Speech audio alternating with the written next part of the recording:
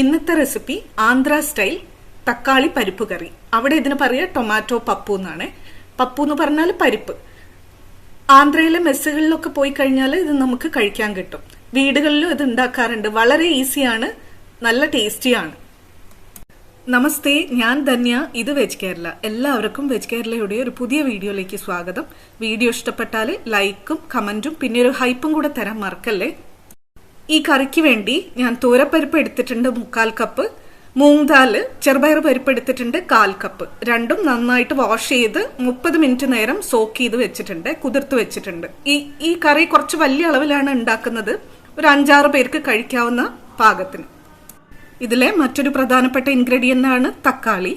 തക്കാളി 6 മീഡിയം സൈസിലുള്ളത് എടുത്തിട്ടുണ്ട്. അത് ഇതുപോലെ ചോപ്പ് ചെയ്ത് വെച്ചിട്ടുണ്ട് ചെറുതായിട്ട്. പരിപ്പ് രണ്ടും കഴുകി ഒരു പ്രഷർ കുക്കറിലേക്ക് മാറ്റിയിട്ടുണ്ട്. കൂടെ തന്നെ നമ്മൾ അരിഞ്ഞു വെച്ച തക്കാളിയും മുഴുവനായിട്ട് ചേർക്കുന്നുണ്ട്. ഈ കറിയിൽ തക്കാളി എടുത്തു നിൽക്കണം, അങ്ങനെയാണ്. പുളിയുള്ള തക്കാളിയാണ് ഞാൻ എടുത്തിട്ടുള്ളത്. ഒരു വലിയ വല്യുള്ളി ചോപ്പ് ചെയ്തതും കൂടെ ചേർക്കുകയാണ്. നല്ല എരിവുള്ള പച്ചമുളക് 3 എണ്ണം അരിഞ്ഞ് ചേർത്ത് കൊടുത്തിട്ടുണ്ട്. ഇനി പൊടികൾ ചേർക്കാം. മഞ്ഞൾപ്പൊടി 1 ടീസ്പൂൺ, ചുമന്ന മുളക് പൊടി എരിവുള്ളത് 1 ടീസ്പൂൺ, കശ്മീരി ചില്ലിപ്പൊടി 1 ടീസ്പൂൺ നിറത്തിന് വേണ്ടി.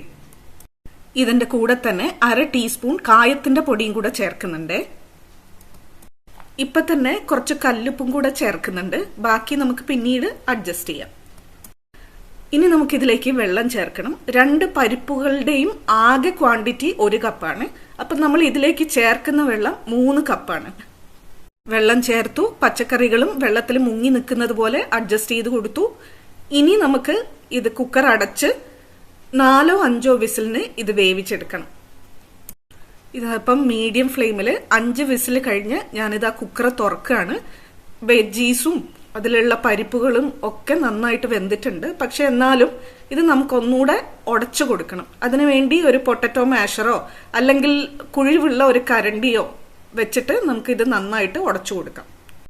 ഇതുപോലെ ഒന്ന് ഉടച്ചു കൊടുത്തത് ശേഷം നമ്മൾ ഇതിലേക്ക് ചേർക്കുന്നത് പുളിവെള്ളമാണ്. ഒരു ചെറിയ ചെറുനാരങ്ങ വലുപ്പത്തിലുള്ള പുളി 1/2 കപ്പ് ചൂടുവെള്ളത്തിൽ പിഴിഞ്ഞെടുത്തതാണ് ഇത്. ഇനി ഇതിലേക്കുള്ള ഉപ്പും കൂടി അഡ്ജസ്റ്റ് ചെയ്ത് കൊടുക്കാം.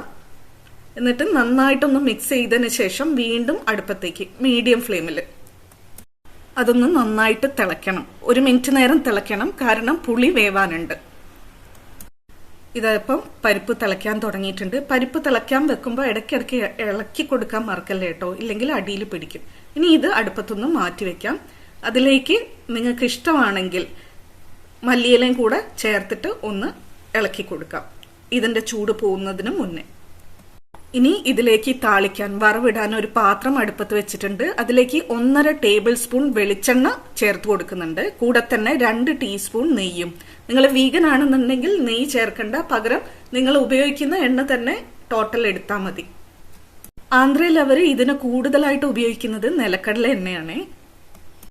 എണ്ണ ചൂടാകുമ്പോൾ അതിലേക്ക് നമ്മൾ എടുത്തു വെച്ച 1.5 ടീസ്പൂൺ കടുക് ചേർത്ത് കൊടുക്കാം. കടുക് പൊട്ടി തുടങ്ങുമ്പോൾ അതിലേക്ക് 1.5 ടീസ്പൂൺ ജീരകം, സാദാ ജീരകം ചേർത്ത് കൊടുക്കാം.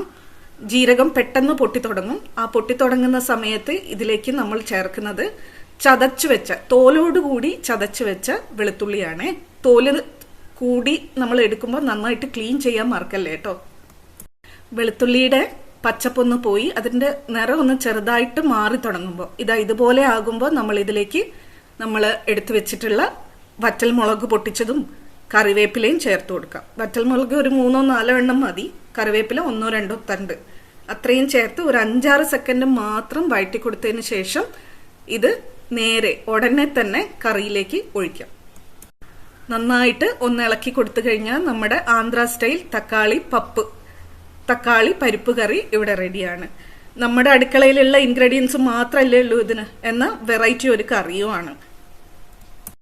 ഇത് ചോറിനും ചപ്പാത്തിക്കും ഒരുപോലെ ചേരും കേട്ടോ. ട്രൈ ചെയ്ത് നോക്കണേ എല്ലാവരും വീട്ടിൽ. എന്നിട്ട് കമന്റിൽ ഇടൂ feedback. Thank you for watching. Dhanya from veg Kerala.